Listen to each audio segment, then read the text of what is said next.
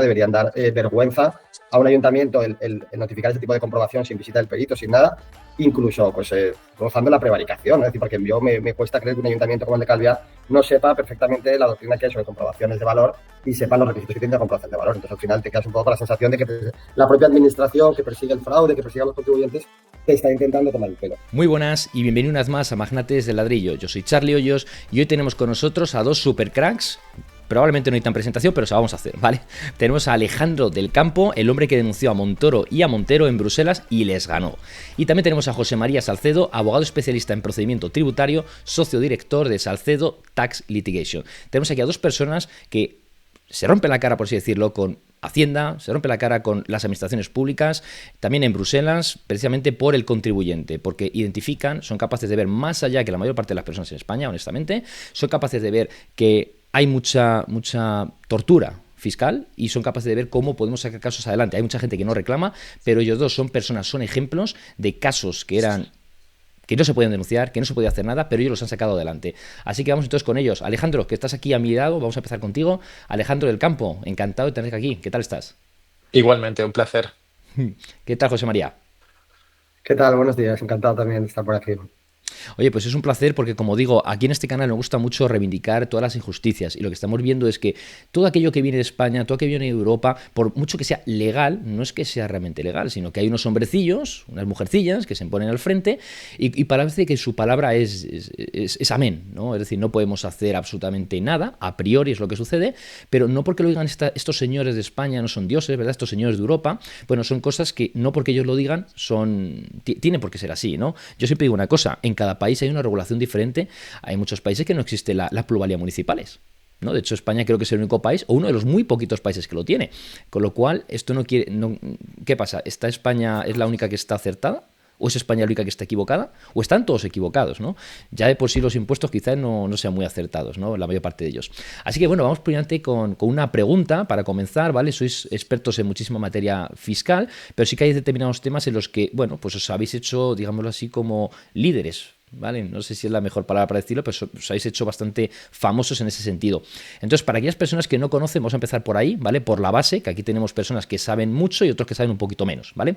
Entonces, para aquellas personas que no conocen qué es el IIVNTU, es decir, el Impuesto de Incremento de Valores de Terrenos de Naturaleza Urbana, o más comúnmente conocido como plusvalía municipal, ¿de qué se tratan y qué es lo que graban? Alejandro, por ejemplo, vamos contigo. Bueno, como bien has dicho, alias plusvalía municipal, pero el nombre técnico es, como has dicho, impuesto sobre el incremento de valor de los terrenos de naturaleza urbana.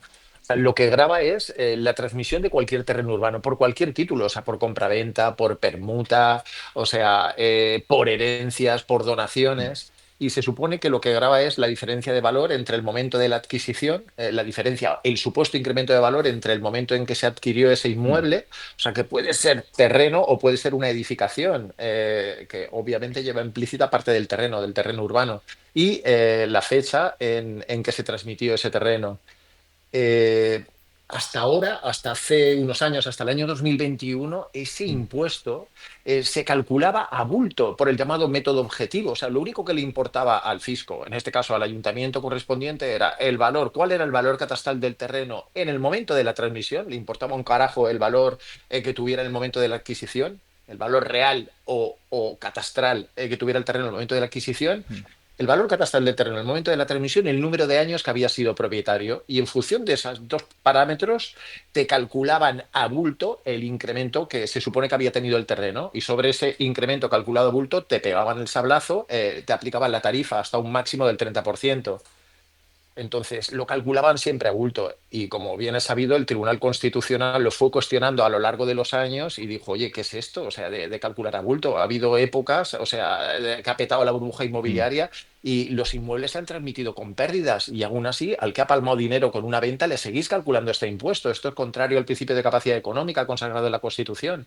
Con lo cual, el Constitucional, después de varias collejas, al legislador, a los ayuntamientos, al final terminó tumbando. Si quieres, José María, termina. Sí, no, realmente poco más que añadir. Al final es un impuesto que ha sido 3 veces declarado inconstitucional. Es decir, en primer lugar, por gravar transmisiones en pérdidas. En segundo lugar, por ser confiscatorio cuando la cuota era superior al incremento de valor.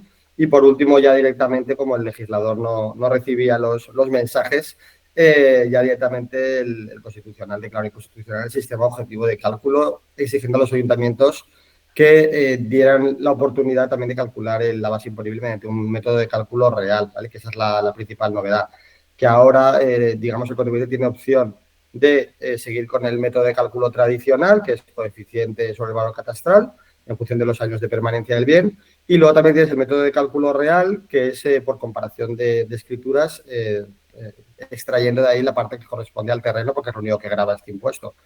Es verdad que ese método de cálculo real no es tan real, porque al final pues no se permite incluir ningún tipo de gasto de adquisición y de transmisión. Por ejemplo, tenemos el caso sangrante de los terrenos que se urbanizan, pues todos esos gastos no se permite incluirlos, tampoco se permite meter el IPC, con lo cual al final es un cálculo en bruto, es decir, de, oye, valor de adquisición más valor de transmisión, y ya se prevé expresamente la nueva regulación, el Real Decreto Ley 8/2021, que si hay realmente esa comparación existieran pérdidas, pues no, la operación queda directamente no sujeta.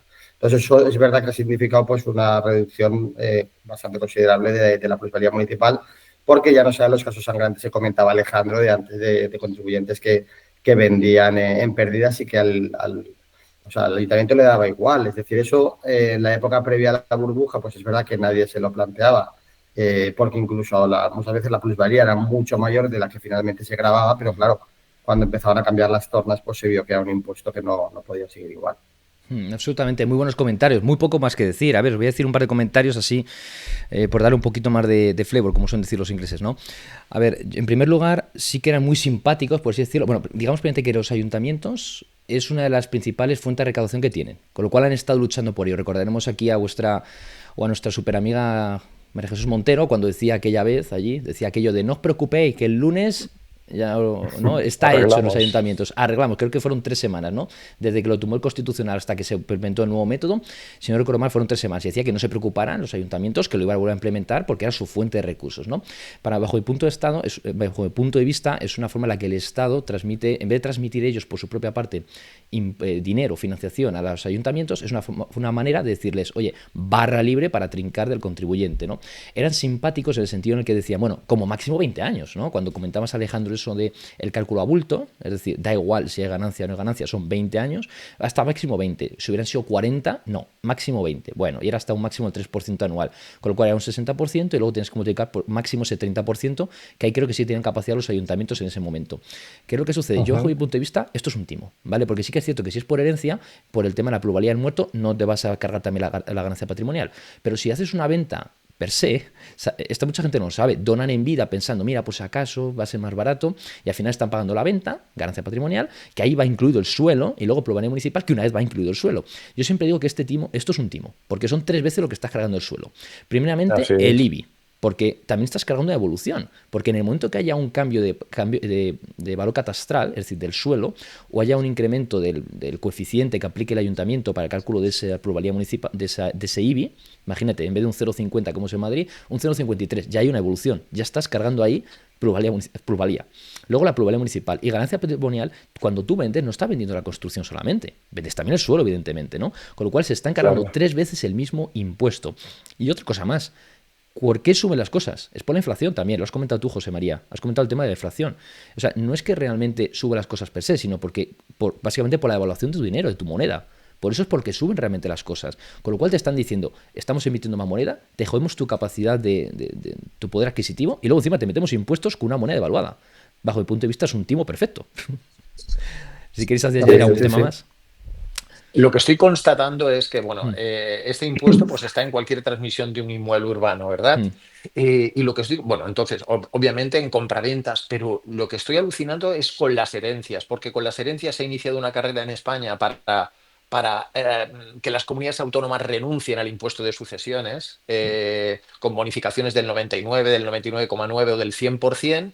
Entonces, las comunidades autónomas están renunciando a esa herencia que suponía para ellos el impuesto de sucesiones en herencias entre familiares directos, y sin embargo los ayuntamientos siguen pegando unos clavos tremendos con las plusvalías municipales. O sea, hay gente que hereda inmuebles urbanos por valor de millones y millones y millones de euros, no pagan prácticamente impuesto de sucesiones, unos pocos cientos o miles de euros, y sin embargo las plusvalías, cuando hay inmuebles en la herencia, son tremendas, de muchísimos miles de euros, incluso de cientos de miles de euros. Yo creo que los ayuntamientos deben estar pensando, las comunidades autónomas son tontas por renunciar al impuesto de sucesiones. Nosotros no vamos a renunciar. Es verdad que tienen la posibilidad, la ley les da la posibilidad de bonificar hasta un 99% las plusvalías derivadas de herencias entre familiares directos, pero algunas, pues sí, te bonifican el 99, otras el 50, otras el 75, otras el 40, con determinados requisitos, pero se sigue cobrando mucho por plusvalía en las herencias, mucho más que el impuesto de sucesiones. Muy buen apunte, muy buen apunte. ¿Sí quieres añadir algo, José Sí. María? No, y que además encima a las comunidades autónomas que hacen el esfuerzo de gestionar sus presupuestos renunciando al impuesto de sucesiones, incluso están criminalizadas. Hay propuestas incluso de armonizar el impuesto de sucesiones o crear una especie de impuesto de solidaridad que cubra, digamos, a las comunidades autónomas que están renunciando para que al final los contribuyentes sigan pagando este impuesto, aunque convertido en un impuesto estatal. Por tanto, al final es lo de siempre, ¿no? Que se intenta Mm. igualar por lo bajo, ¿no? Al mal estudiante, es decir, en vez de fijarte en comunidades que son capaces de gestionar sus impuestos renunciando al impuesto de sucesiones y a pesar de todo, pues sacar adelante sus presupuestos, pues se las criminaliza y se fomenta el que pues las administraciones que no paran de exigir tributos por todos lados, como si fueran ellas las buenas gestoras, cuando es precisamente lo contrario. Claro, y fíjate, llevándolo al terreno inmobiliario, ¿no? Que es en el que estamos, este canal de Magnete de Ladrillo, fíjate, hablamos del problema de vivienda, ¿vale? Nadie es ajeno a eso, de hecho lo comento muchas veces, vas por la calle, vas a una tienda, vas a cualquier sitio y el tema está en la calle. El tema inmobiliario está en la calle, que no hay vivienda ni para comprar, ni para alquilar, que no hay capacidad para comprar ni para alquilar. El caso es que hay una muy buena forma, que es un hecho, ¿no? A ver, por qué meten tantísimas clavadas, como habéis dicho, a la vivienda? ¿Cuándo se hereda? ¿Cuándo se dona? Porque lo que interesa no es resolver el problema, sino que el problema persista, el problema evolucione, se convierta en un monstruo y estás regulando pareciendo que estás haciendo algo por la vivienda. El único objetivo es controlar. Si tú ya tienes el beneplácito de la sociedad de que esa narrativa está en la calle, tú ahora puedes hacer lo que quieras con la vivienda. Porque la gente normalmente no piensa más allá de la media. Normalmente la gente se queda con lo que dice en la televisión. Entonces, si tú estás diciendo que hay un propietario, un cabrón, que mira lo que cobra, que es un confiscatorio, que tal, pues al final la gente dice, sí, ya lo hemos escuchado, ¿no? Propietarios, especuladores, esa es la palabra, especuladores. Cuando especuladores, yo bajo mi punto de vista, a ver qué opináis, no es la persona que con su propio dinero, su propio riesgo, su propio capital invierte y puede que le salga bien, puede que salga mal, ¿vale? No siempre sale bien, ¿vale? Lo sabéis muy bien.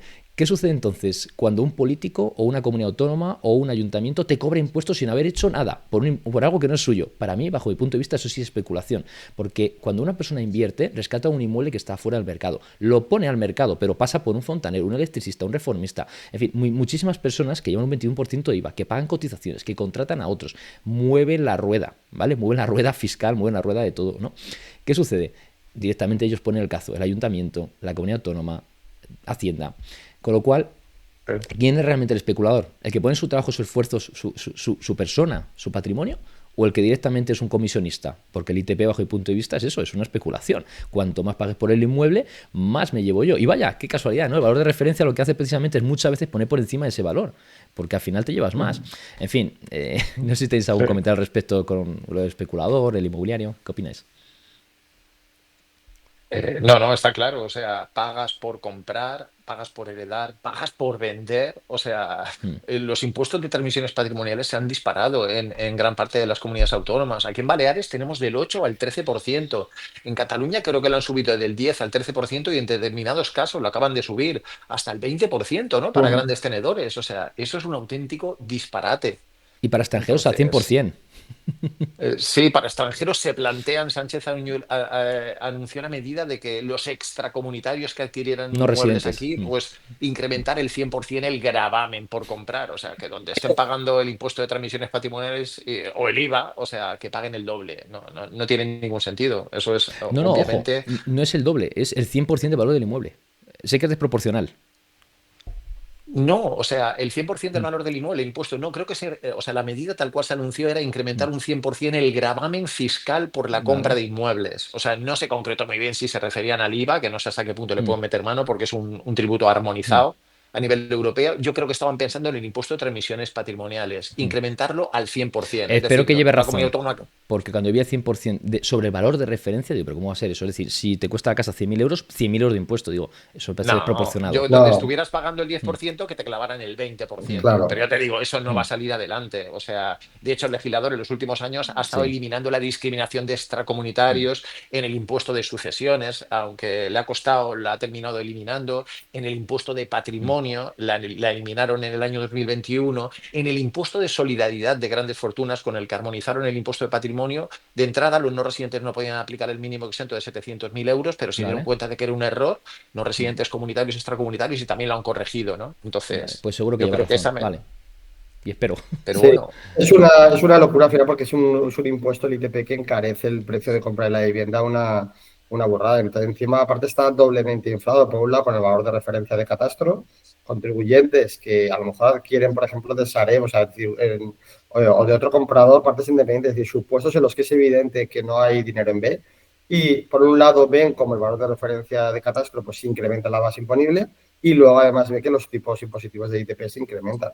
Mm. Entonces, es un robo por doble vía, ¿no? Es decir, que yo creo que es la sensación, ¿no? Que al final en España, por lo que está pasando es que se están, bueno, creo que el último año se subió 97 impuestos el gobierno, entonces al final es que pequeñas subidas, pero que es por todos lados, ¿no? Yo creo que es la sensación que tienen los contribuyentes. Claro, y al final cuando suben los impuestos lo que sucede es que el interés compuesto va contra ti, básicamente, ¿sabes?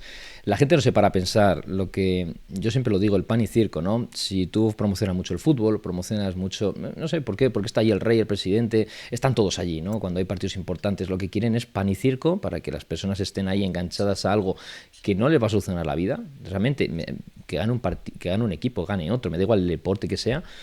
Si luego te joden con los impuestos, realmente creo que ahí van los derechos de verdad. Nos dan muchos derechos vacíos. Mira, vamos a luchar por tal derecho, por tal derecho. Seguramente ahora mismo se nos viene a la cabeza unos pocos, ¿no? Que realmente son absurdos, que no van a nada, que no nos están dando nada, pero los buenos, es decir, los realmente importantes, que es lo que producimos nosotros como personas, nos los quitan. Si de todo lo que vas a ganar en tu vida al 100% te quitan esto aquí, esto allí, dices, coño, es que me han quitado el 70% de mi vida. El 70% de mi trabajo ha ido ¿para qué? No tiene sentido. Pero hemos normalizado muchas tonterías. Vale, vamos contigo, venga, José María, que estábamos ahora mismo hablando respecto. Bueno, continuamos con las plusvalías, ¿vale? ¿Qué sucede con esa temida subida de los coeficientes del cálculo del método objetivo de la plusvalía municipal de 2025 a través de ese Real Decreto Ley 9/2024 de 23 de diciembre, que venía con fuertes incrementos, que ya no está en vigor por falta de convalidación en el Congreso y para el que ya existe un proceso para pedir la devolución? ¿Qué sucede con esto, José María? Bueno, ahí, como comentó en su día Alejandro, se aprobó un Real Decreto Ley, el Real Decreto Ley 9 de 2024, pues porque está previsto que los coeficientes del método objetivo de plusvalía, porque esto solo afecta al método objetivo, el método de cálculo real no afectaría. Pero está previsto que se incrementen cada año, pues se puedan incrementar, ¿vale? Esto es lo que hizo el legislador por la fórmula del Real Decreto Ley antes de finalizar el ejercicio, pero claro, el Real Decreto Ley tiene que ser convalidado en los 30 días siguientes y como se intentó meter esa medida con otras muchas en un Real Decreto, o sea, una norma ómnibus, tal, pues hubo desacuerdos entre los grupos parlamentarios y finalmente no se aprobó, con lo cual tenemos que los efectos, digamos, de ese Real Decreto Ley aprobado a final de 2024 tiene efectos mientras estuvo vigente, pendiente de convalidación, pero llega un momento cuando esa convalidación no se produce, pues cesan los efectos, ¿vale? Esto ocurrió el 23 de enero, ¿vale? Con lo cual tenemos que para la plusvalía del año 2025 vemos que entre el 1 de enero y el 22 de enero han estado vigentes unos coeficientes nuevos aprobados por el Gobierno, el Real Decreto Ley 9/2024, pero al cesar los efectos de ese Real Decreto Ley ya se mantienen en subsistencia los del año anterior, los del Real Decreto Ley 8/2023, que son los actualmente vigentes. Por tanto, claro, ahí realmente la norma, mientras estuvo pendiente de convalidación, era válido. Por tanto, los supuestos de devolución serían para el caso de que a partir del 22 de enero, es decir, el 23 de enero siguientes, alguien hubiera tributado todavía con los coeficientes que ya habían quedado sin efecto por la no convalidación de ese Real Decreto. Entonces, hay que tener cuidado a la hora de liquidar el impuesto de ver exactamente cuándo se ha producido la transmisión y si se produjo en esos primeros días del mes de enero, pues saber que ahí sí que regirían los nuevos coeficientes y a partir del 23 de enero ya los volverían a estar vigentes los antiguos. Uh -huh. ¿Alejandro? Bueno, la verdad es que esos nuevos coeficientes nadie ha explicado muy bien cómo se calculan. O sea, parece que también se calculan a bulto. O sea, se calculan a bulto coeficientes para calcular a bulto las plusvalías con el método objetivo. Pero la verdad es que encerraban, yo cuando me puse en una Excel a comparar los coeficientes del 2024 con los del 2025, yo dije, se les ha ido la pinza. O sea, otra vuelta de turco a más, otro incremento, o sea, impositivo por ahí. Entonces yo vi que un inmueble que el año anterior, que con 19 años, si se transmitía aplicando el tipo máximo del ayuntamiento, pues pagaba 6.900 euros. Y entonces, solo por haber transcurrido un año más al aplicarse los nuevos coeficientes, podía llegar a pagar 10.500, o sea, un 52% de incremento. ¿Por qué? O sea, de venderlo en el año 2024 o venderlo ya entrado el año 2025, un incremento del 52%. ¿Por qué? O sea, no sé, carecía completamente de lógica. Hmm. Pero bueno, Sí, como escribí por ahí, o sea, no deja de ser ese incremento, no deja de ser una vuelta de tuerca más en otros incrementos que se produjeron. O sea, el incremento de la tarifa del IRPF, la tarifa que se aplica sobre las rentas del ahorro, intereses, dividendos, ganancias patrimoniales por transmitir inmuebles. Ahí metieron 2 puntitos más. O sea, ahora ya no es del 19 al 28%, ahora es del 19 al 30%. O sea, claro. a los vendedores de inmuebles, o sea, como tengas el pelotazo de tu vida, hayas vendido una vivienda con una buena revalorización, puedes llegar a tributar casi una tercera parte de la ganancia. Es muy bestia. Es muy Cuando bestia, hasta sí. hace nada era hasta hace relativamente poco el tipo máximo era un 25%. No, no hablamos de tanto tiempo y pues en espacio a lo mejor de 4 o 5 años ha subido hasta el 30%. Y luego Es, aparte lo que decía Alejandro al principio de la opacidad de todos estos, por ejemplo, los Hmm. coeficientes de plusvalía, pues se dan hechos, pero dice, no se sabe de dónde sale esto y qué incluso detrás. Valor de referencia, en cierto modo también, se basa en los estudios de mercado, pero es todo también un proceso muy opaco y nos hemos acostumbrado un poco a esto, ¿no? Que al final nos dicen, tú aplica este coeficiente, que yo no se sabe ni de dónde ha salido y agacha la cabeza y a callar. Y es eso, y hay un proceso paulatino eso de subidas aparentemente intrascendentes, pero poco a poco también en su día se suprimieron los coeficientes de abatimiento para los contribuyentes que habían adquirido vivienda antes del año 94, que tenían una importante rebaja en la ganancia patrimonial. El Tribunal Constitucional consideró que era válida la supresión de los coeficientes de actualización. Antes, cuando tú comprabas, vendías un inmueble, podías el valor de adquisición actualizarlo y estaba previsto la ley de renta. Eso se suprimió de noche a la mañana y se le ha dado el visto bueno. Entonces, al Hmm. final es un poco la constante, ¿no? Es decir, que son como pequeños mordiscos en los que cada vez se van subiendo impuestos, no de una forma ostensible que lleguen los medios de que de repente te han subido el IRPF a lo bestia, pero con cositas de estas, a vuelta de 4 o 5 años o 8 años, dices, madre mía, cómo ha cambiado el panorama fiscal, ¿no? En estos impuestos. La fábula de la Así rana. es. Sí, tal Y cuando cual. te das cuenta Sí, dices, sí. coño, un 47% en IRPF. Y las personas que vayan ahora mismo empiecen a trabajar, imagínate que no saben nada de esto, no saben absolutamente nada. Dicen, oye, ¿cómo hemos llegado a un 47%? Alguien que piense un poquito, ¿cómo hemos llegado a esto, no? A estos tipos. Porque al final dices, coño, pero si antes también se vivía hace no sé cuántos años, había derechos, había servicios públicos, había de todo, y no había tantos impuestos. Hay gente que me da conspiranoico, ¿vale? Yo creo que la conspiración viene por parte de los estados. La conspiración viene por parte de aquellos que te quieren quitar tu riqueza. Esa es una transferencia de riqueza pura y dura, ¿no? Entonces, ¿qué conspira? ¿La persona que se está llevando o la persona que realmente observa un poquito, ve los efectos empíricos que hay, ¿vale? Y se da cuenta y lo divulga? Pues hombre, yo creo que realmente los que son los que se encargan de crear leyes y tienen un cuerpo bastante importante, bien pagado, bien remunerado, y se encarga de extraer la riqueza del contribuyente. Vamos, yo lo veo así. Realmente estamos ahora mismo peleando, vosotros peleáis por que no roben al contribuyente. Básicamente es así, ¿vale? Porque no haya... Porque no desplumen al contribuyente, ¿no? Como decía la frase de Colbert, Del ¿no? francés, sí. Pero es verdad lo que dice José María, o sea, un vendedor ahora más plusvalía con esta forma de subida de los coeficientes, más tipo de gravamen en el IRPF, o sea, menos coeficiente de actualización, menos rebajas de la ganancia. Entonces, al final, un contribuyente, una persona que quiere vender, o sea, va a un asesor o pregunta a su gestor, oye, ¿qué me va a costar si vendo? Ostras, pues la plusvalía, el IRPF, tanto. Al final, oye, pues al final lo va a repercutir en el precio, o sea, va a repercutir en el precio final de la vivienda. Oye, yo quiero que me quede esto, con lo cual, hostia, si sé que tengo que pagar 70, 80, 100, 200.000 euros, pues voy a pedir un poquito más. Bueno, O y se lleva sea, más Hacienda y también Ayuntamiento. O sea que también, todos contentos, ¿verdad? así es, Menos el así es. comprador. Por eso digo que al final el objetivo de los gobiernos, de los estados, de los políticos, no es favorecer la vivienda. Estoy convencidísimo que lo que quieren es que haya cada vez menos personas con activos. Estoy convencidísimo. Y si no las herencias, ¿sabéis lo que ha sucedido, por ejemplo, muchos años en Andalucía? Cuando se ponía ese valor de referencia, llegaban paralelas, la gente aceptaba las herencias sin saber. Y luego ha habido muchos niños embargados. Niños que se moría el papá, ellos heredaban y se les enfrentaban a impuestos de 100.000 euros, 200.000 euros y están embargados de por vida, porque no pueden pagarlo, evidentemente. Con lo cual vemos ahí que es una injusticia. Claro que es una injusticia. Si, joder, si es cambiar un puñetero nombre.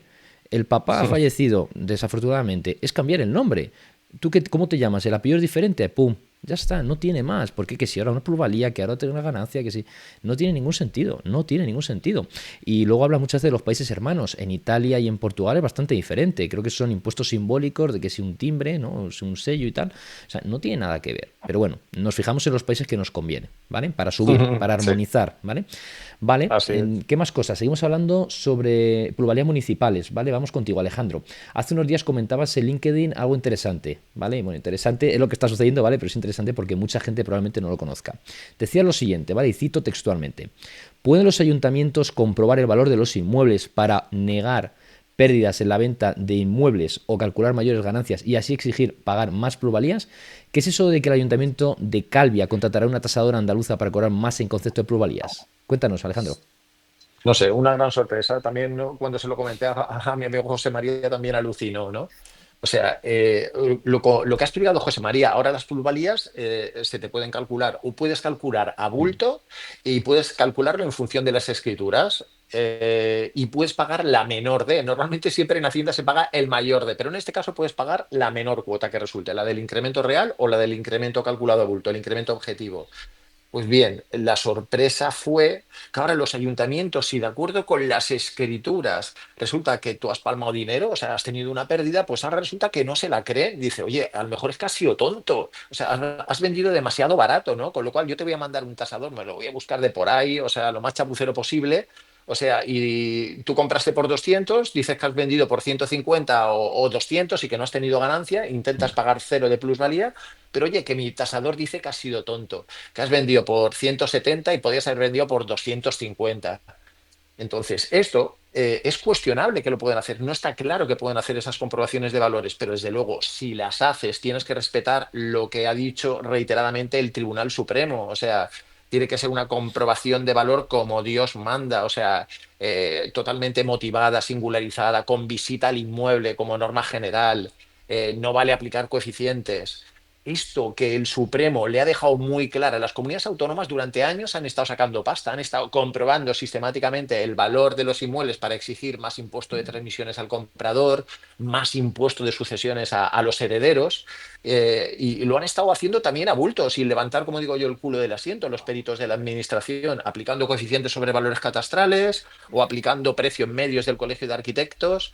Entonces, cuando el Supremo ya les ha dejado claro que no lo pueden hacer así y las comunidades autónomas lo han asumido y ahora se curran más sus valoraciones o simplemente echan mano del valor de referencia cuando les favorece, ahora resulta que puede darse el caso de que sean los ayuntamientos los que empiecen a comprobar los valores para cuestionar pérdidas o no ganancias. Y eso es lo que ha hecho Calvía. Ha contratado una empresa andaluza, ha hecho un concurso y ha contratado una empresa andaluza para que desde Andalucía visiten los inmuebles aquí en Mallorca. Y la verdad es que no he visto motivación, no he visto comprobación de valores más chapucera que esa. 6 o 7 páginas a doble espacio, con medio folio rellenado en cada página, obviamente sin visita, cogiendo unos comparables que no estoy, vamos, no está para nada claro de dónde los han sacado. Y nada, y creo que me multiplicaban por 10 o por 15 el precio, o sea, el precio que se había documentado, que se había declarado de la correspondiente escritura. Vamos, una auténtica barbaridad. ¿Quieres añadir algo, José María?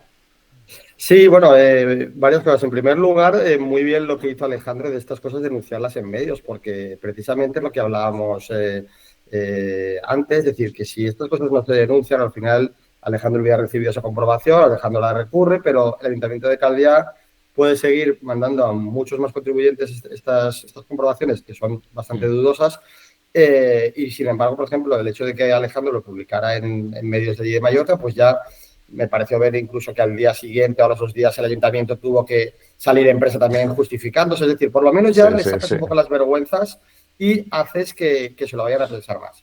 Y luego ya respecto al propio tema en sí, para mí en primer lugar es muy dudoso que se pueda comprobar, porque al final ellos se cogen a que la ley de haciendas locales, cuando habla de cómo calcular el método de cálculo real, se refiere al que tienes que tomar como referencia el valor del título, o sea, el valor de la escritura, dice, o el valor comprobado.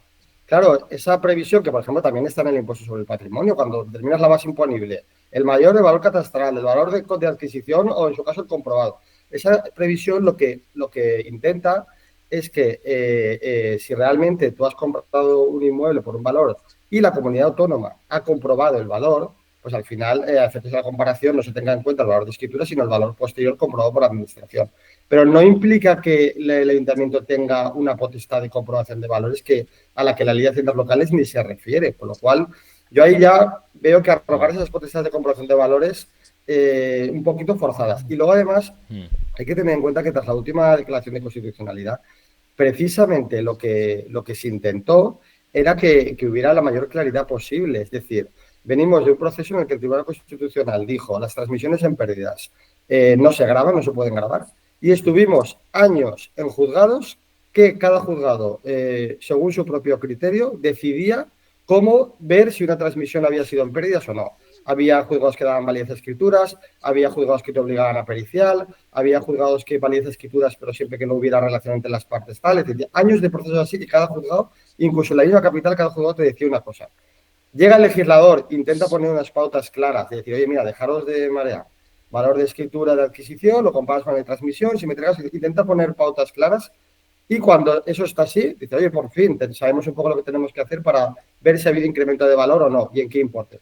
Pues llega de repente Calvia y dice, no, pero espera, es que ahora volvemos a la incertidumbre, porque yo, ese valor de escrituras, puedo decidir que no me fío y te lo compruebo, con lo cual la litigiosidad que se pretendía evitar, pues se vuelve a generar, porque ahora ya, es decir, vuelve otra vez a que tú, comparando escrituras, no sabes si va a ser suficiente, porque a lo mejor llega un ayuntamiento como el de Calviá y decide que no, y te hace una comprobación de valores que, como decía, y eso sería lo último a apuntar, como decía Alejandro, pues no cumple, o sea, el Tribunal Supremo ha estado años fijando una doctrina jurisprudencial sobre cómo tienen que hacer esas comprobaciones de valores individualizadas, con visita al perito, con una serie de garantías, y ahora es como un retroceso, es decir, y son ayuntamientos que al final viven un poco de eso, ¿no? Saben que hay cantidad de contribuyentes que no están bien informados, que les llega una comprobación, el ayuntamiento me un arquitecto dice qué tal, y la falta de información hace pues que muchas de esas comprobaciones pues la gente las asuma cuando son comprobaciones que confrontadas con la jurisprudencia del Supremo sobre el tema deberían dar vergüenza a un ayuntamiento el notificar ese tipo de comprobación sin visita del perito, sin nada, incluso pues rozando la prevaricación, ¿no? Es decir, porque yo me cuesta creer que un ayuntamiento como el de Calviá no sepa perfectamente la doctrina que hay sobre comprobaciones de valor y sepan los requisitos que tiene la comprobación de valor. Entonces, al final te quedas un poco con la sensación de que la propia administración que persigue el fraude, que persigue a los contribuyentes, te está intentando tomar el pelo. Sí. Tal cual, lo has explicado perfectísimamente. Y esto, o sea, esto que ha intentado hacer el ayuntamiento de Calviá, y cuidado que no cunda el ejemplo, con otros ayuntamientos, esto es algo que también puede hacer la Hacienda Estatal para comprobar el IRPF. O sea, no lo hacen mucho, pero yo me he encontrado unos cuantos casos en que una persona que compró un inmueble por 500.000 euros lo transmite por 700.000 euros y declara la ganancia por 700.000 euros. Perdón, o sea, la diferencia, los 200.000 euros. En el IRPF, para calcular la ganancia patrimonial, se toma como valor de transmisión el precio efectivamente satisfecho, salvo que difiera del de mercado, en cuyo caso prevalecerá esto. O sea, la Hacienda Estatal, al comprobar un IRPF, en teoría, te puede comprobar el valor y decirte, oye, que lo has vendido por 700, pero eso podrías haber sacado al menos un milloncejo.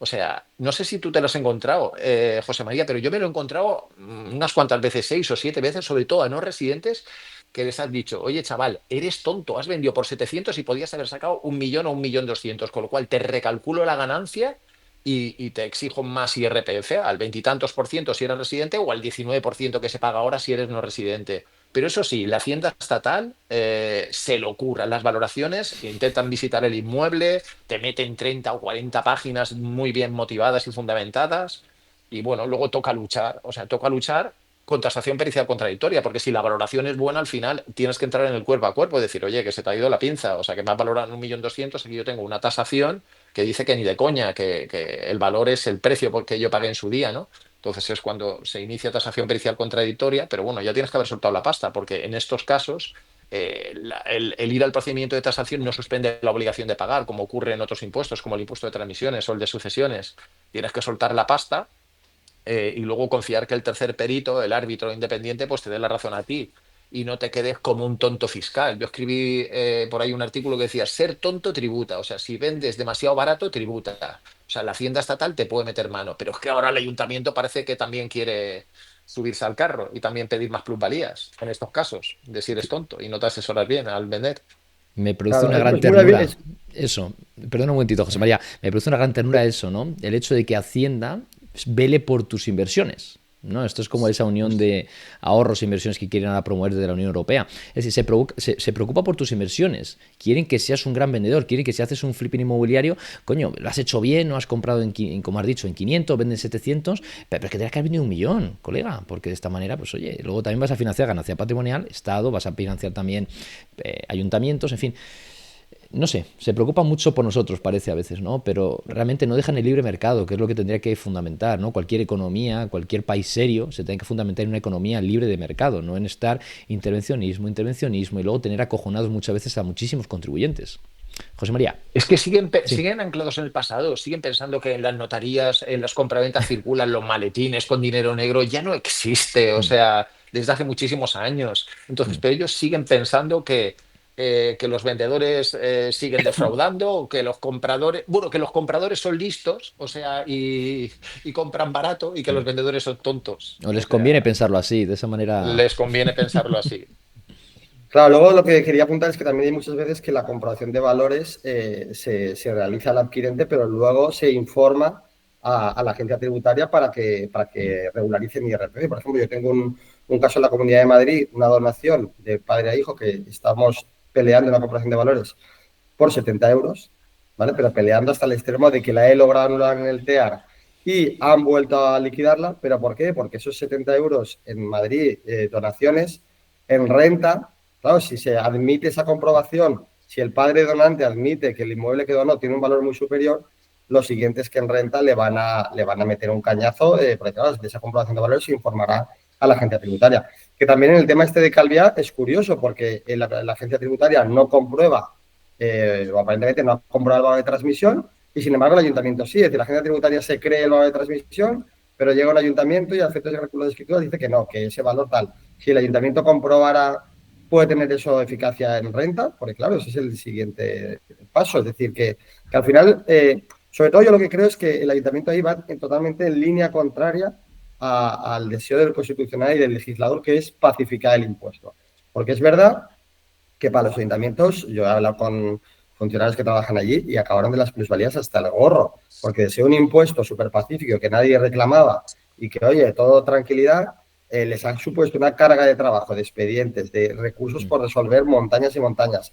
Y yo creo que al final o sea, después de años de batalla, todo el mundo quiere un poco ya de tranquilidad, ¿no? Y entonces, actitudes como estas de ahora de no me fío a las escrituras y vuelvo a comprobar, y dices que ya es un poco agotador, ¿no? Es decir, volver a una litigiosidad absurda cuando la ley te dice, oye, compara escrituras y la diferencia puedes tributar por ese valor.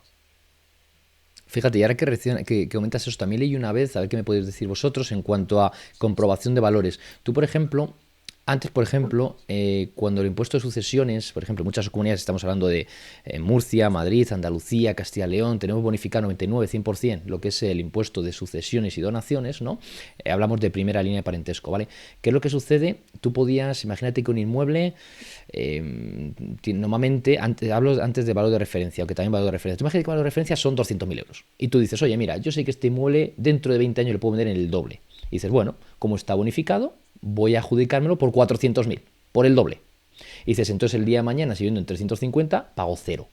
Por lo que he entendido, las administraciones te pueden venir luego 10 años después y decirte, no, es que el valor por el que te adjudicaste era erróneo, porque lo pusiste muy por encima del valor. Bueno, es un tema un poco diferente, pero bueno, ¿qué opinas sobre esto? Porque pueden hacerlo. Es decir, tú ya pagaste, liquidaste en su momento, ese valor de referencia estaba en 200.000, tú dijiste, lo pongo en 400.000 porque yo pienso que ese es el valor por el que me lo tengo que adjudicar. 10 años después, tú lo vendes en 395, 399.000, no pagas nada. ¿No? Porque lo pusiste en 400.000, estás en pérdidas. Ni pagas ganancia patrimonial, ni pagas pluralidad municipal.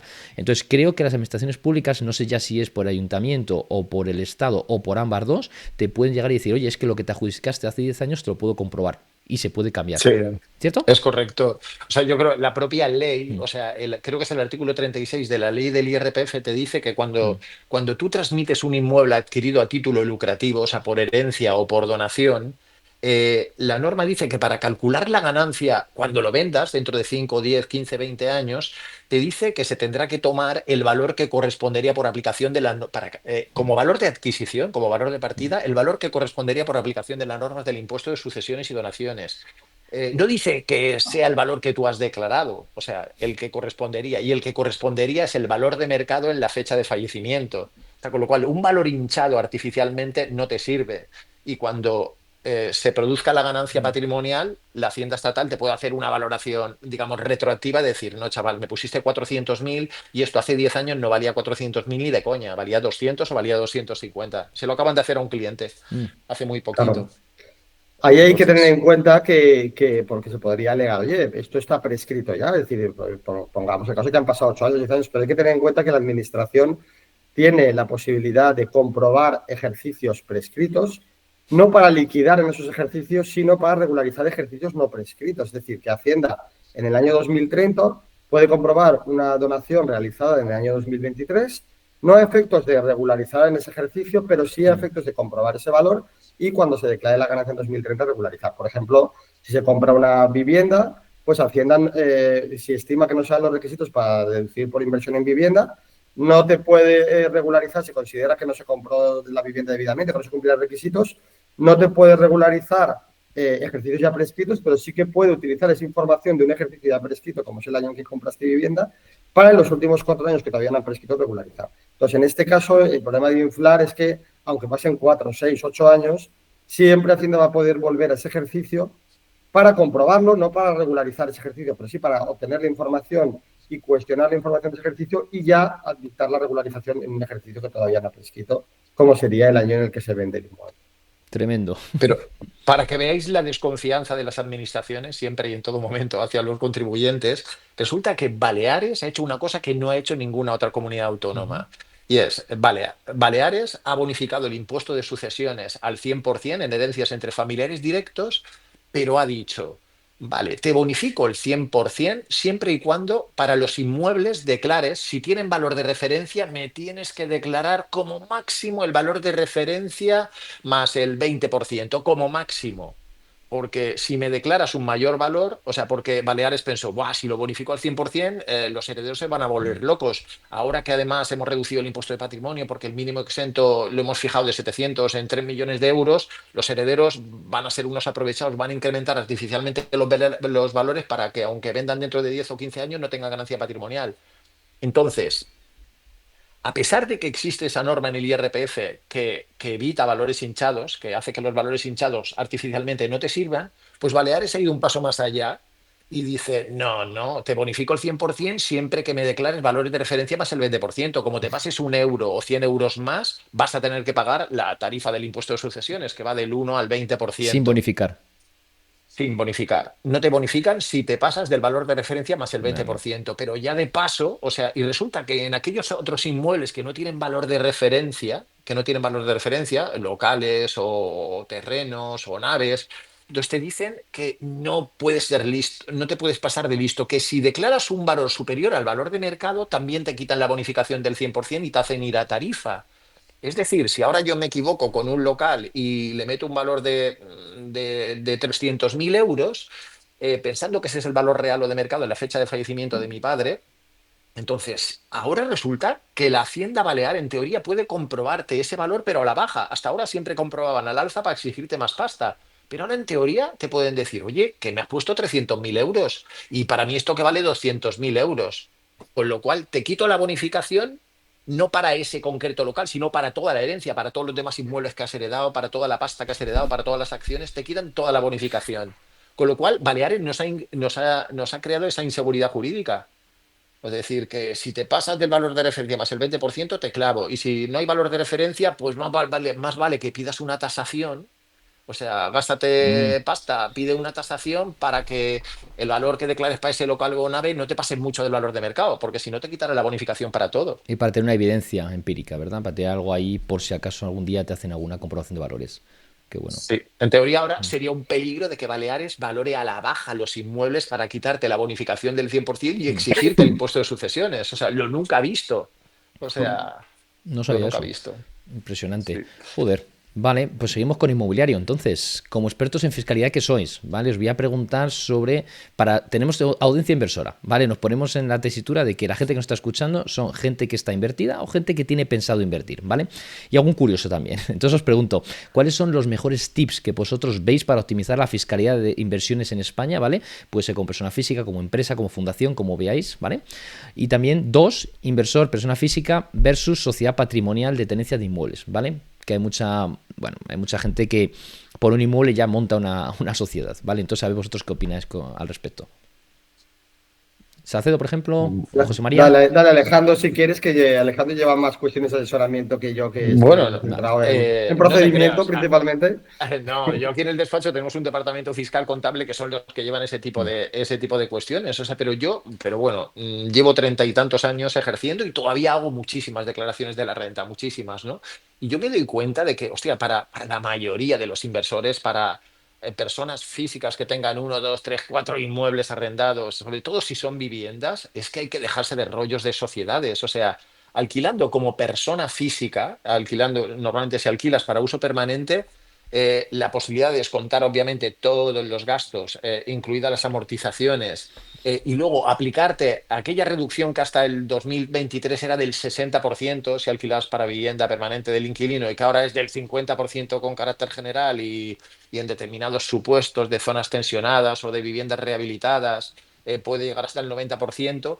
O sea, eh, para una vivienda que alquiles, por ejemplo, por 1.000 euros al mes, descontándote gastos y aplicando Amortización. esa reducción, la amortización, sobre todo, el 50% de reducción con carácter general, al final lo que tributas es muy poco, ¿eh? O sea, son a lo mejor 900 o 1.000 euritos por alquilar. Por cobrar unos 12.000 euros brutos, descontando de gastos y aplicando esa reducción, a lo mejor el impacto en tu IRPF, incluso sumándolo a tus rentas generales, a tus rentas del trabajo o a tu pensión o lo que sea, estamos hablando de 1.000 o 1.000 y poco euros. O sea, el impacto es bastante reducido y la pasta la tienes tú en el bolsillo. Sí, lo tengo O calculado sea que es como un que mes, mes y pico que se llevan, más o menos. sí, exacto, exacto. Lo tengo bastante calculado. Incluso, y además te vale la pena alquilar porque tienes esos rendimientos y el impacto en renta es ese, ¿no? Es bastante, bastante comedido.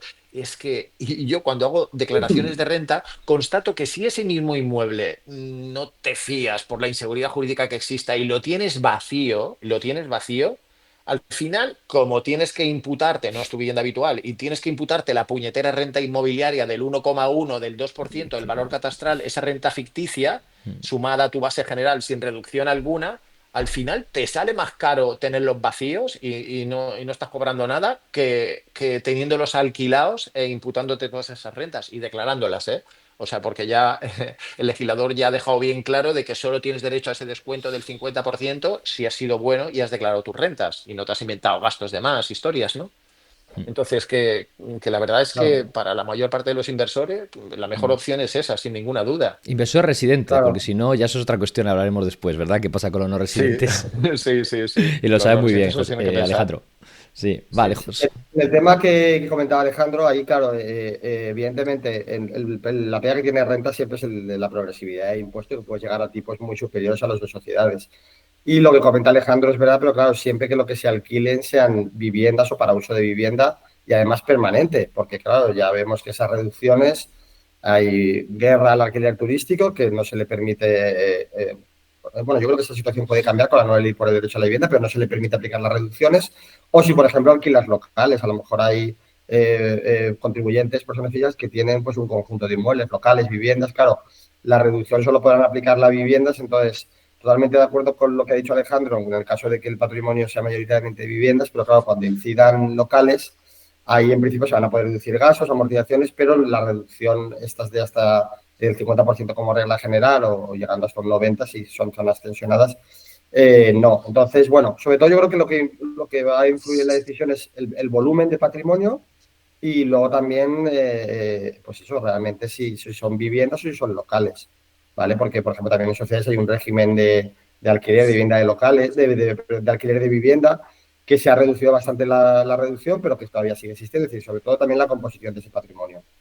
No, no, correcto. O sea, efectivamente, cuando es alquiler turístico que no tiene esta reducción o locales, naves y tal, ahí es donde te tienes que plantear meter un paraguas societario, meter el inmueble dentro de una sociedad para tributar a esos tipos al veintitantos por ciento en el impuesto de sociedades.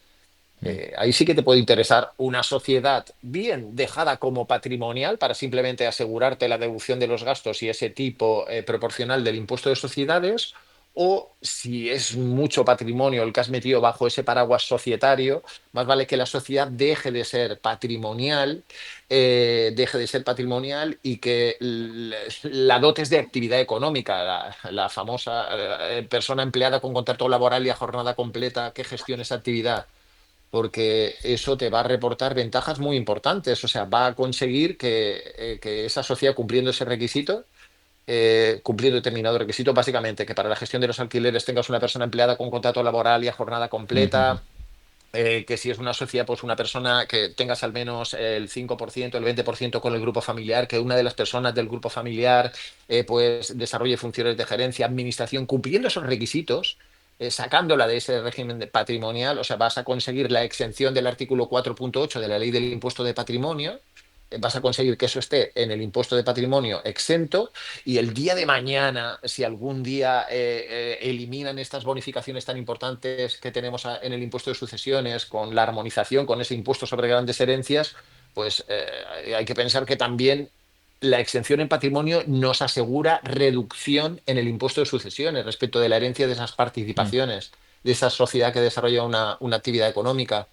Porque es eso, o sea, cuando estamos hablando de patrimonios potentes, lo que ha comentado antes Salcedo, el legislador armonizó el impuesto de patrimonio, creando el impuesto de solidaridad de las grandes fortunas, y comunidades autónomas como Madrid y Andalucía, que lo habían eliminado para sus ricos, lo han tenido que recuperar a partir de 3,7 millones de euros. O Baleares, tenemos un mínimo exento de 3 millones de euros. O en Cantabria, creo que también es a partir de 3,7 millones de euros. Pues no sé, cuando has juntado ya un patrimonio potente, pues más vale meterlo bajo un paraguas societario, pero que no sea patrimonial. O sea, para gozar de esa exención. Sí, un resumen Claro, espectacular, Alejandro. Y hay una cosa, por ejemplo, sí que es cierto que cuando tú dices, oye, mira, me dejo de una patrimonial y lo voy a hacer a través de una estructura societaria, de manera que, oye, voy a tener una persona contratada, en fin, tienes que demostrar luego que hay suficiente trabajo como para que persona 8 horas, en fin, ya sabes que luego ahí también depende un poco de la comunidad autónoma, etcétera. Sí. Pero creo que al final, creo que se pagaba un tipo efectivo del 3,75% o del 2,75% si tú destinabas la vivienda también para personas con discapacidad, ¿no? ¿Qué sucede? Creo que luego llegaron, creo que hace un par de años los socialistas lo subieron. Eso creo que quitaron varias ventajas fiscales de este régimen, ¿verdad? Creo que habían subido bastante. Que habían quitado, había una No lo reducción fiscal recuerdo. del 40, una cosa así. Me puedo equivocar, ¿eh? Vosotros sois los expertos. No lo recuerdo. No recuerdo esa bonificación o reducción. Vale, yo pues. tampoco, yo lo que sí que eso, en los régimen de entidades de arrendamiento de viviendas, ahí sí que han ido reduciendo paulatinamente la bonificación que había, que inicialmente era en torno al 80 y creo que en ese momento es de un 40 o un 50%. Sería esta, sí. Y luego yo quería apuntar también respecto a al tema de la reducción en el caso del rendimiento, en el caso de arrendamiento de vivienda destinado a vivienda, ¿vale? Que yo creo que ahí sí que, claro, hasta ahora la ley del IRPF para determinar qué arrendamiento de vivienda se remitía a la ley de arrendamientos urbanos. La ley de arrendamientos urbanos determina que tiene que ser un uso de vivienda permanente, con lo cual, con ese criterio, pues Agencia Tributaria ha estado impidiendo la reducción, por ejemplo, del alquiler de estudiantes, decía, porque al final decía que era por cursos académicos y que no era una necesidad permanente de vivienda, alquileres temporales y, por supuesto, el alquiler turístico. Entonces, yo creo que en este punto lo que hay que tener en cuenta es que cuando se han modificado estas reducciones, según ha dicho Alejandro, que es ahora el mínimo es 50 y puede llegar hasta el 90, esa misma ley, que es la ley 12/2023 por el derecho a la vivienda, introduce en su artículo, creo que es 3, es un artículo de definiciones, introduce un nuevo concepto de vivienda y la define, ya no habla de una necesidad permanente de vivienda, sino que habla de una edificación que sea habitable. Entonces, yo por ahí creo que si al final ahora tenemos un nuevo concepto de vivienda en esa ley por el derecho a la vivienda, no sé hasta qué punto tiene lógica remitirse a la ley de arrendamientos urbanos, cuando la propia ley que aprobado las nuevas reducciones en el IRPF te está definiendo lo que es vivienda. Entonces, yo es una cuestión que me gustaría probar en un recurso cuando tenga oportunidad, la posibilidad de alquileres temporales o alquileres turísticos, es decir, desvincular esa necesidad permanente de vivienda que tiene su origen en la ley de arrendos urbanos y tomar el nuevo concepto de vivienda que está en la ley 12/2023 y que no habla de, o sea, no se refiere a una necesidad permanente de vivienda, que es un poco la línea también de los tribunales. Por ejemplo, en el tema del alquiler a estudiantes, pues el TSJ de Madrid, por ejemplo, está diciendo que al final la ley no habla, la ley del IRPF no se refiere a esa necesidad permanente, eso es una interpretación de Hacienda remitiéndose a la ley de arrendamientos urbanos, y que por tanto un estudiante que está un año alquilado y que es su vivienda durante ese año, el propietario tiene todo el derecho a aplicar la reducción. Entonces yo creo que por ahí sí que quizás se puede hilar más fino y sobre todo esos alquileres temporales que están denostados por la administración, pues ver si con el nuevo concepto de vivienda que se introduce por la ley 12/2023 se podría por ahí intentar aplicar la reducción. Pero evidentemente es una cuestión litigiosa y que Hacienda jamás la va a admitir y habrá que llegar a tribunales, seguro. Hay que pelearla. Hay que Sí, sí. pelearla. Sí, ya sabes ahora que si tú quieres alquilar, no como vivienda habitual, ¿vale? Se va a cuestionar mucho más y sabes que hay un procedimiento en el que tienes que pedir como un número como una matrícula, ¿no? Para que luego tú lo puedas destinar a temporal o lo puedas destinar a vacacional, ¿no? ¿Qué sucede? Claro, va a ser la administración la que decida por qué tú vas a destinar ese inmueble a ese destino de vivienda, es decir, no vivienda habitual, sino turístico. Y te tienen que dar como no es un número de referencia catastral, es un número de referencia que se han sacado de la manga y que te lo tienen que dar. Es una matrícula, un permiso que te dan como una concesión para que lo puedas alquilar más allá de vivienda. Y lo tienes que exponer, ¿vale? Es como que te está sacando más rentabilidad necesaria siempre que te salgas de ese redil, que redil es la ley de arrendamientos urbanos, que provoca más inseguridad jurídica que el Código Civil, ¿no? Como inversor. Pero bueno, ahí ya luego cada inversor un mundo. Pero yo estoy muy de acuerdo con lo que ha dicho Alejandro. Si tú eres capaz de gestionar bien tu patrimonio, tienes 3, 4, 5 inmuebles, es decir, no muchísimo, y lo puedes hacer como persona física para vivienda habitual, con buenos seguros de impago, ¿vale? Lo añado, con buenos seguros de impago de manera ilimitada, que yo siempre lo propongo en este canal, traslada el riesgo 100%. Hay empresas que se dedican 100% a eso. Tú les trasladas el riesgo, a cambio un 4%, un 4 y pico por ciento, y coño, pues muy mal se tiene que dar la cosa, ¿no? Vale. Os pregunta muy honesta, a ver qué opináis, aunque me puedo imaginar un poco la respuesta. ¿Creéis que España se está convirtiendo en un país de esclavitud fiscal? ¿Pagamos más o menos impuestos que la mayoría de los países de este mundo? ¿Es España un país en el que la fiscalidad es confiscatoria? ¿Qué opináis? ¿José María? Uf. No. Bueno, o sea, yo creo que hemos un poco hablado del tema ya, es decir, que al final, poquito a poquito, mordisco a mordisco, la presión fiscal es una burrada. Y sobre todo para mí hay algo peor y es que se está culpabilizando al que emprende y al que le van bien las cosas, ¿no? Al final es decir, se ha instalado un poco la cultura de que aquí nadie puede asomar la cabeza por encima del resto, al que la asome, dale fuerte y que reparta, y el problema es que eso también desincentiva, es decir, bueno, es lo que se habla, ¿no? Siempre cuando llegamos en torno al mes de junio, julio, se dice, a partir de hoy empiezas a trabajar para ti, porque hasta ahora has trabajado para pagar impuestos. Entonces, claro, y se oye, y Alejandro lo ha oído también, mucha gente que dice, oye, a partir de tal mes, pues bajo el ritmo, tributo, o sea, o trabajo menos porque no me interesa ya, porque paso a un tipo superior de escala o porque ya a partir de un momento todo lo que gane Hacienda se vaya prácticamente a la mitad. Entonces, pues yo creo que es cualquiera, digamos, bueno, que tenga un negocio, una actividad y esté facturando, creo que puede llegar a la conclusión de que la presión fiscal por uno u otro lado es brutal y que se quita muchas veces las ganas. Alejandro, ¿quieres añadir Totalmente. algo? Antes has dicho puff, ya. No, o sea, no os podéis imaginar la cantidad de consultas que tengo, mira, de personas que se plantean hacerse residentes fiscales en España, personas de todo el mundo. Baleares es un paraíso, un paraíso natural, Sí. pero bueno, España es, como le dije ayer a un cliente belga, es un infierno fiscal, ¿no? Mm. Entonces, se quieren hacer residentes y cuando les cuento lo que se paga de IRPF, renta general, uf, más o menos como Alemania, como Suiza. Renta del ahorro, intereses, dividendos del 19 al 30%, bueno, venga, vale. Pero cuando les hablo del impuesto de patrimonio, o sea, que si se hace residentes van a que tributar sobre su patrimonio mundial y además van a tener que informar detalladamente de su patrimonio mundial a través del modelo 720.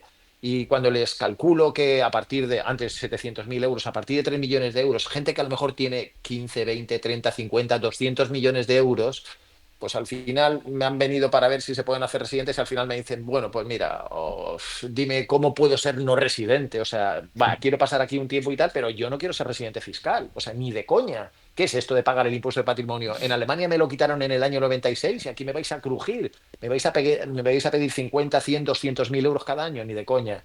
Y también lo que tengo son muchos clientes Mm. residentes que deciden dejar de serlo, que se están largando a Portugal, a Italia, al Reino Unido, a Suiza.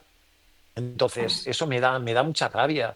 O sea, porque eh, es confiscatorio, jolín. O sea, pues la gente que tiene que empezar a tributar por patrimonio, que está tributando por patrimonio, verás, el artículo 31 de la ley del impuesto de patrimonio establece Mm. que lo que pagues de IRPF más lo que pagues de IRPF se puede comer como máximo el 60% de tus rentas. O sea, está asumido que en teoría Hacienda, entre renta y patrimonio, se puede comer hasta el 60% de tus rentas. Ostras, hay países como Alemania que consideran que algo es confiscatorio cuando se llevan más allá del 50%. Pues en España, en teoría, te pueden quitar hasta el 60% de tus rentas. Pero es más, o sea, porque este artículo dice que cuando se comen más del 60% de tus rentas, te dicen, chaval, no te preocupes, te vamos a hacer una rebaja del impuesto de patrimonio para comernos solo el 60% de tus rentas. Ya, pero esa rebaja está topada. Como máximo te pueden rebajar un 80%. Mm. Entonces hay gente con unos patrimonios descomunales, pero con rentas no tan alegres, no tan potentes. Entonces, tengo clientes que están pagando no al 60, están pagando al 70 o al 80%. Y estos son los que suelen decir, ahí os quedáis. Me Ya. busco la vida en otro sitio. Qué bueno. José María, ¿alguna cosa más que añadir por ahí? No, al principio, Mm. pues eso, de recalcar que eso, que yo creo que es algo evidente, lo de, pues eso, que la presión fiscal es una auténtica salvajada en España y por todos lados, es decir, que no es es la suma sobre todo de los impuestos, ¿no? Es decir, Mm. o sea, los impuestos, el IRPF está muy incrementado, pero es que da igual, es que luego es el patrimonio, es si heredas algo, sucesiones, compras algo, el ITP, es decir, es que es por todos Claro, lados. ¿sabes cuál es el problema también? Que al final lo que quieren es cualquier país que lo que quiera es control y no quiere la felicidad ni la prosperidad de sus ciudadanos, lo que busca realmente es, bueno, busca control, quieren que no tengan riqueza, porque lo que quieren es esa transferencia, ¿no? Es un juego suma cero para ellos y es lo que tenga yo como Estado, como ayuntamiento, como comunidad autónoma, no lo tienes tú, con lo cual cuanto más me des a mí, menos tienes tú, más dependiente eres tú y más posibilidades hay que tú me votes a mí si aplico medidas populistas, ¿vale? Entonces, en ese sentido, no les interesa que tú prosperes. ¿Qué sucede cuando has dicho antes lo de, oye, quien saca la cabeza, quien destaca, quien prospera? ¡Pum! A ver, ¿a quién se lo van a quitar? Al que hace perras, al que hace dinero, ¿no? Al que no hace, pues ese básicamente se va a nutrir del otro, ¿no? Pero yo siempre he sido de la opinión que, aunque te estén quitando, siempre va a ser mejor tenerlo que no desearlo. ¿Vale? Siempre vas a estar un poquito mejor, bastante mejor de hecho, ¿vale? Si lo haces bien. Mejor que el que va a depender. Yo creo que vamos hacia un mundo en el que inteligencia artificial, vamos hacia un mundo en el que va a ser difícil en el que tú puedas quizá contribuir o aportar más que un robot, un humanoide, que quizá lo que haga es 24 horas de trabajo, no se queje, el trabajo mucho más certero, 100% perfecto. En fin, hay muchas personas que no van a poder, no van a ser capaces de aportar más, ¿no? Que una inteligencia artificial. Y esas personas recibirán salarios mínimos. Van a recibir eso, lo van a hacer a través de la blockchain, lo van a hacer a través de esas CBDCs, ¿vale? Que habéis escuchado hablar sobre ella. Entonces, bueno, vamos a ver a lo que nos enfrentamos. Bueno, vamos a ver tema más internacional, ¿vale? Un tema favorito de Alejandro. Pero os comento, si tienes inmuebles en España y te conviertes en un magnate ladrillo expatriado internacional, los impuestos a pagar son desproporcionados por la supresión de determinadas deducciones y bonificaciones fiscales para el alquiler tradicional y depende de si te encuentras residiendo como comunitario europeo o fuera de este espacio, ¿vale? Como extracomunitario. Esto es algo que Alejandro del Campo, como bien sabes, has denunciado, ¿vale? Y no vas a comentar ahora mismo, ante la Comisión Europea en diversas ocasiones porque es tremendamente confiscatorio. Y luego ya vamos con el modelo 720, ¿vale? Coméntanos. Ujú.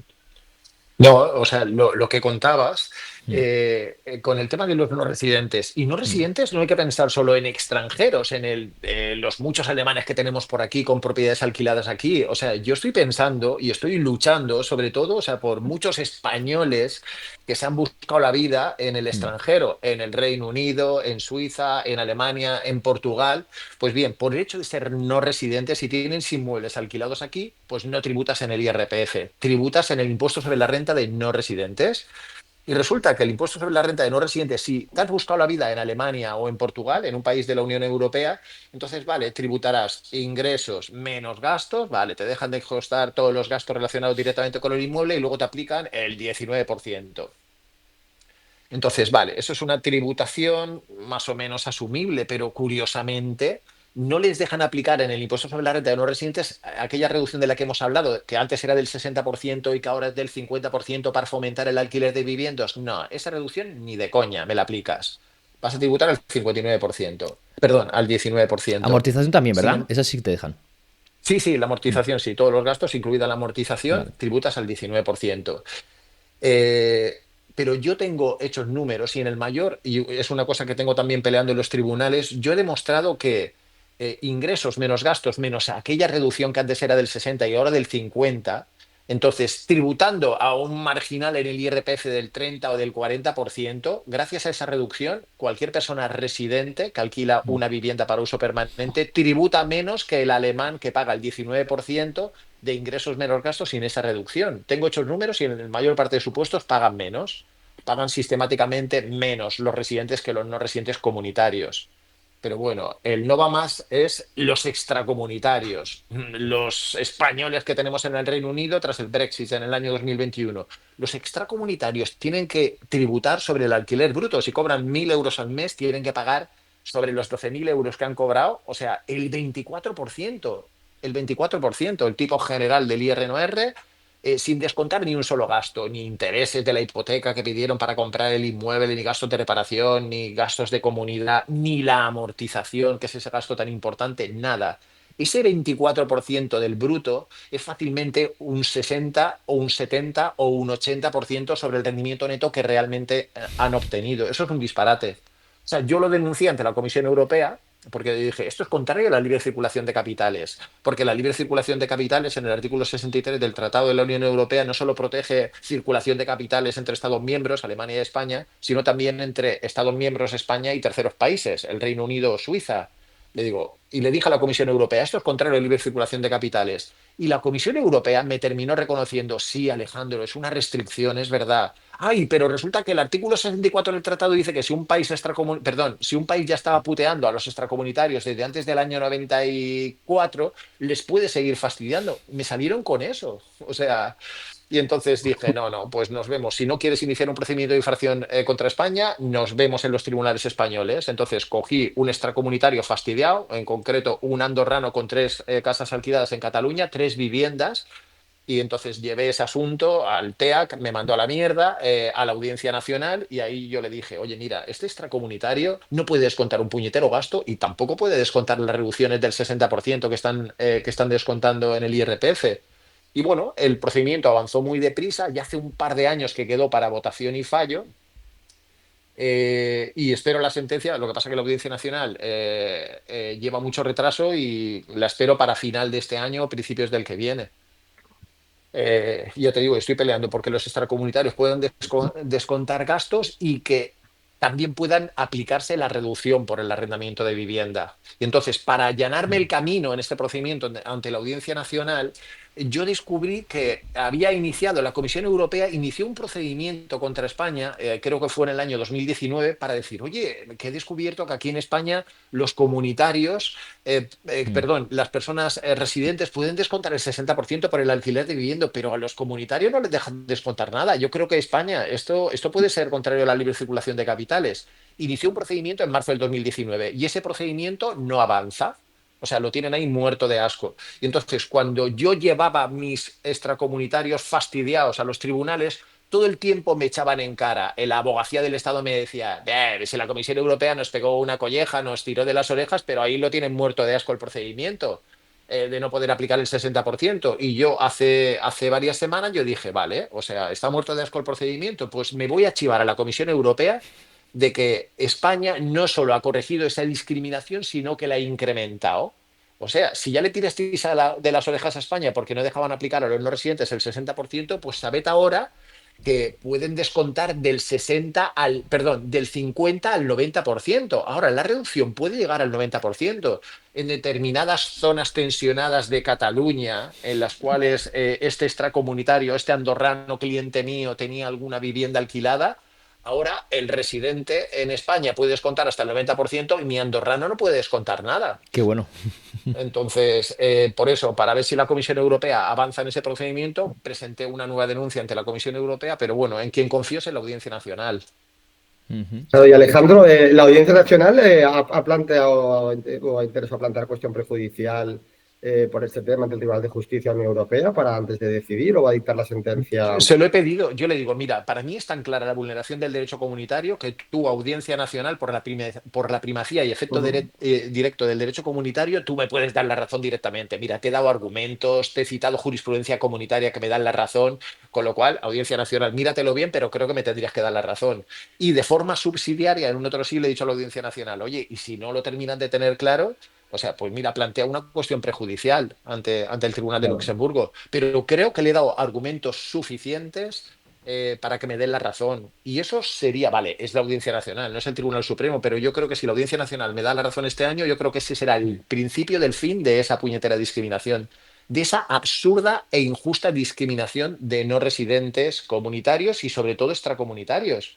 Porque lo curioso es que en los últimos años se ha eliminado la discriminación de extracomunitarios en sucesiones, en patrimonio, en el impuesto de solidaridad. No tiene sentido que siga ahí. Yo creo que se han olvidado. Yo creo que se han olvidado. Así que Sí, sí. a ver si espabilan. Y cuando, como bien dices Alejandro, que espero que sea así, ¿vale? Que se tumbe esta normativa, ¿no? Este abuso del impuesto de renta de no residentes, y luego se abrirán las puertas a reclamaciones durante 4, 5, 6 años, probablemente sea así. Pero tú fíjate un inversor inmobiliario que dices, oye, mira, bueno, estabas de inversión inmobiliaria en España o tenías determinados inmuebles, te vas a Estados Unidos y luego estás pagando eso el 24%. Tú imagínate que en enero haces una reforma, ¿vale? Y le metes 30.000 euros a la vivienda porque la acabas de comprar, rescatar, que estaba el piso ocupado. Ese año tú sacas 12.000 euros, ¿vale? 1.000 euros al mes, por 12 meses, 12.000 euros. Pero has tenido que meterle 30.000 euros a lo mejor por reformarlo entero, una reforma súper integral, ¿vale? ¿Qué sucede? Ese año tú vas a pagar el 24% de esos 12.000 euros, pero es que dices, pero es que yo este año ya he metido 30.000. En un caso normal que tú estuvieras como residente en España, no incluso también dentro del espacio económico europeo, pues tú te podrías deducir esos gastos, con lo cual el primer año y parte a lo mejor el segundo no pagarías impuestos, porque evidentemente dices que he Correcto. tenido un resultado negativo este año, ¿no? Mis gastos son superiores a mis ingresos, pero es que aún así, aunque tú hayas metido 30.000 euros a la reforma integral, vas a pagar luego el 24% de esos 12.000 euros al año. Es que es una brutalidad. Correcto.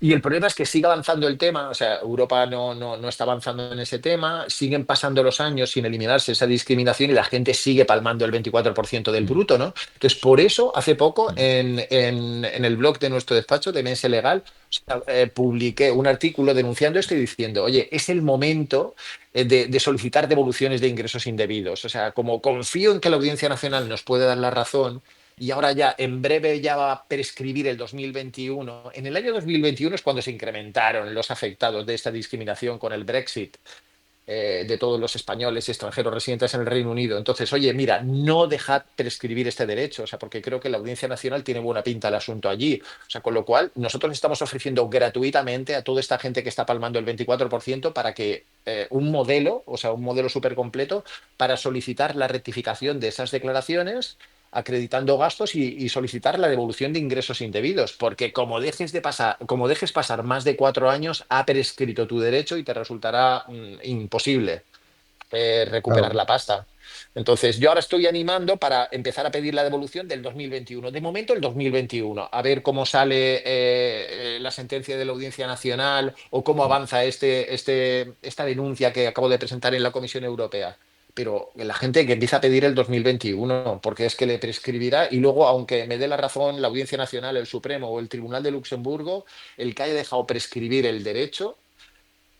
Fíjate, la gente, o sea, la gente que tuvo que pagar cantidades ingentes de IRPF por culpa del puñetero modelo 720, con base en la normativa del modelo 720, todo el que no dejó prescribir el derecho, todos mis clientes, estuve muy pendiente de solicitar la devolución antes de los 4 años y cuando conseguí la sentencia o cuando se dictó la sentencia europea que lo tumbó, Hacienda me devolvió el dinero, vamos, en cero coma.